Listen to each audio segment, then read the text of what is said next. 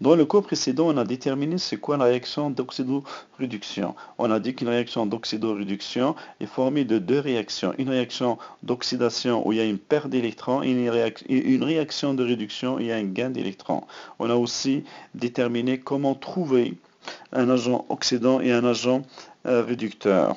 Dans les réactions de déplacement simple, il est plus facile de voir que la réaction est une réaction d'oxydoréduction et aussi facile de trouver l'agent oxydant et l'agent réducteur. Ce qui n'est pas le cas dans la plupart des autres réactions, comme c'est le cas dans la combustion du méthane qui produit du CO2 et de l'eau. Dans ce genre de réaction, c'est pas évident de voir si c'est une réaction d'oxydoréduction. Alors pour le faire, ou bien pour le savoir, les chimistes utilisent une méthode qui est basée sur le nombre ou bien les nombres d'oxydation. Mais c'est quoi les nombres d'oxydation? Les nombres d'oxydation sont des charges réelles ou bien hypothétiques qui sont utilisées selon certaines règles qu'on va voir après. Elles sont aussi utilisées pour décrire, ou bien ils sont aussi utilisés pour décrire les réactions redox qui mettent en jeu des réactifs ou des produits qui sont surtout covalents. On les utilise aussi pour identifier les réactions redox ainsi que l'agent oxydant et l'agent réducteur.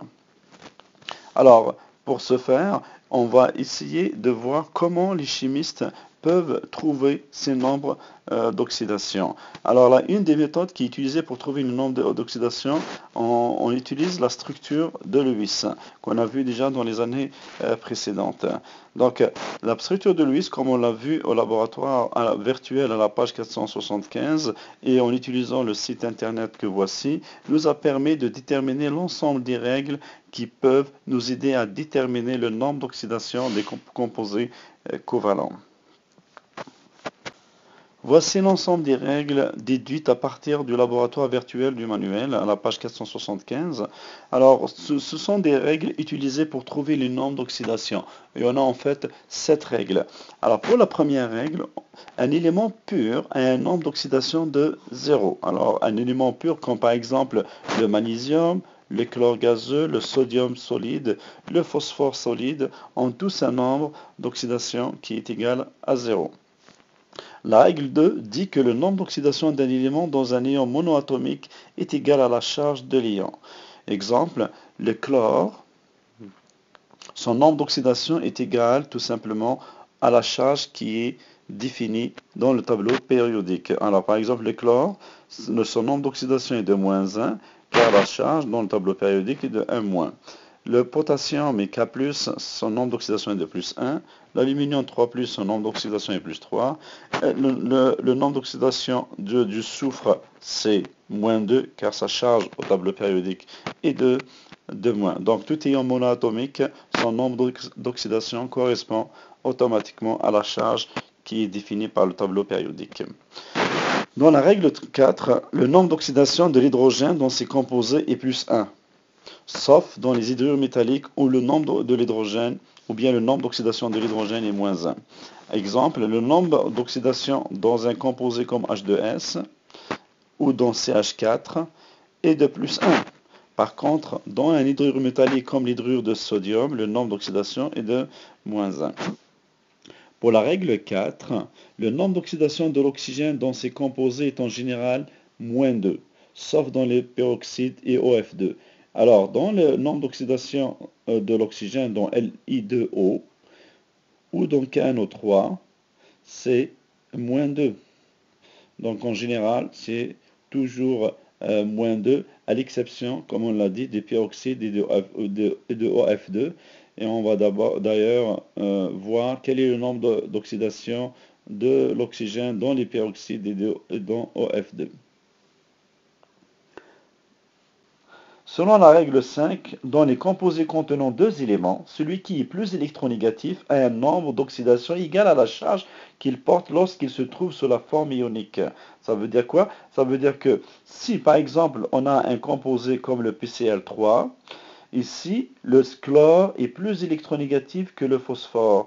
Donc le chlore a un nombre d'oxydation qui est égal à la charge du chlore porté dans le tableau périodique. Dans ce cas, le chlore, sa charge est de 1-, donc le nombre d'oxydation du chlore est de -1.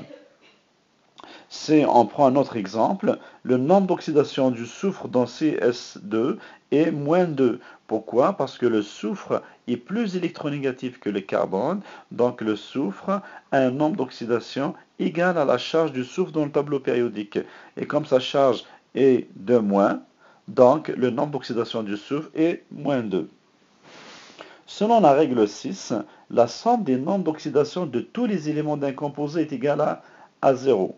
Alors, si on prend l'exemple du CF4, qui est un composé, le nombre d'oxydation du fluor, comme le dit la règle 5, le fluor est plus électronégatif que le carbone, donc le fluor a un nombre d'oxydation égal à la charge du fluor au tableau périodique. La charge du fluor au tableau périodique est de 1-, donc le nombre d'oxydation du fluor est -1.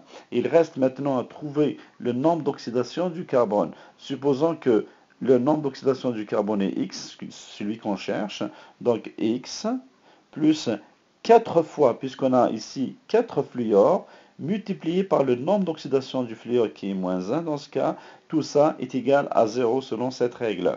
Donc, tout simplement, X doit être égal à +4 après un petit calcul. Pour la règle 7, cette dernière dit que la somme des nombres d'oxydation de tous les éléments d'un ion polyatomique, pas d'un composé, mais d'un ion polyatomique, est égale à la charge de l'ion.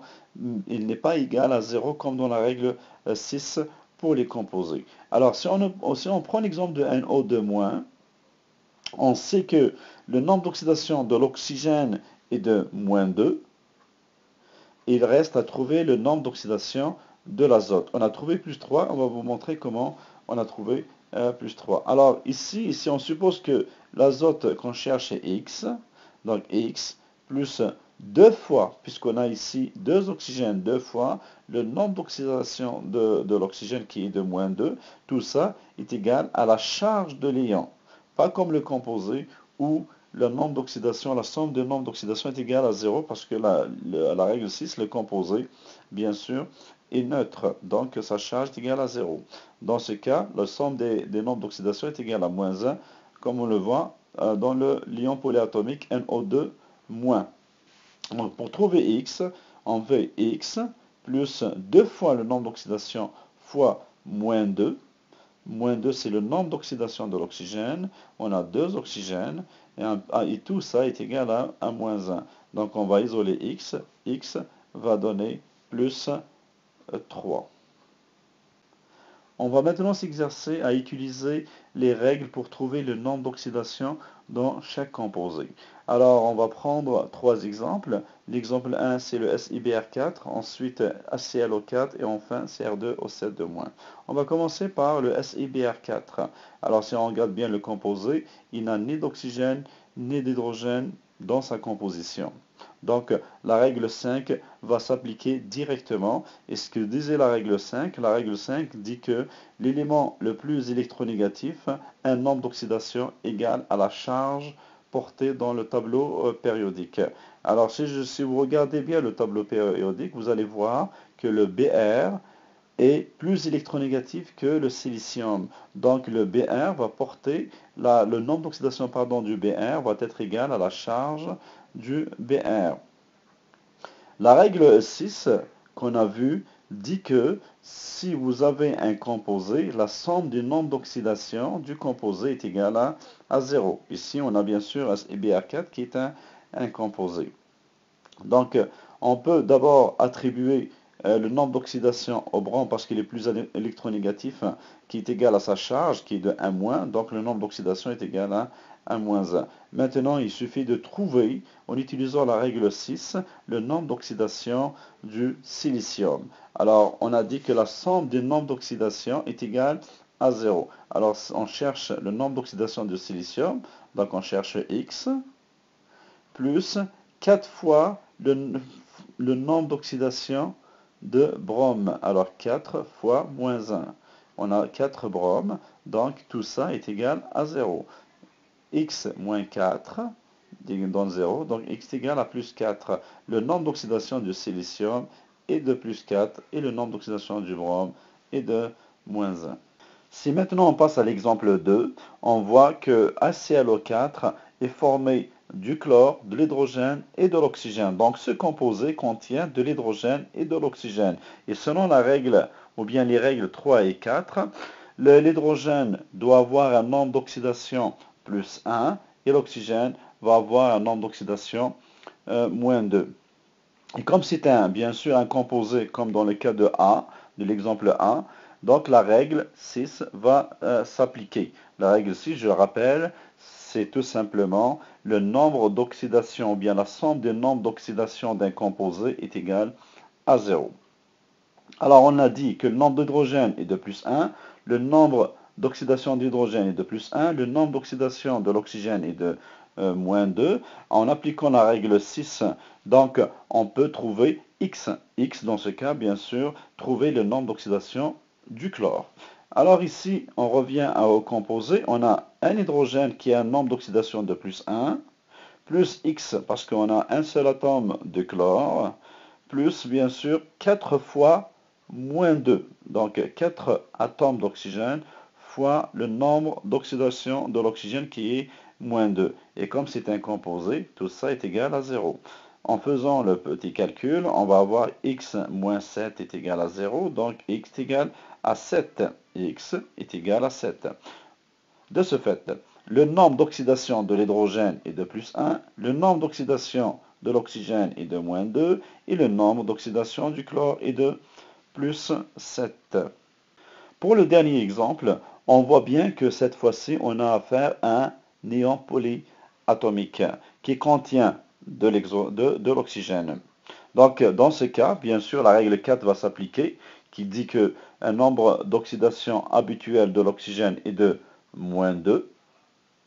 Et on applique bien sûr la dernière règle qui est la règle 7 qui s'applique aux ions polyatomiques. Alors la règle 7 dit que la somme des nombres d'oxydation d'un ion polyatomique est égale à la charge de l'ion polyatomique. Alors ici on va chercher le nombre d'oxydation du chrome. Donc le nombre d'oxydation du chrome, on ne le connaît pas. On va le représenter par X. Alors, en appliquant la règle 7, on a 2 fois X, puisqu'on a 2 chromes, plus 7 fois le nombre d'oxydation de l'oxygène qui est moins 2. Tout ça est égal à moins 2, est égal tout simplement à la charge, la charge bien sûr, de l'ion polyatomique. Alors, 2x moins 14 est égal à moins 2, 2x est égal à 12, donc x est égal à 6.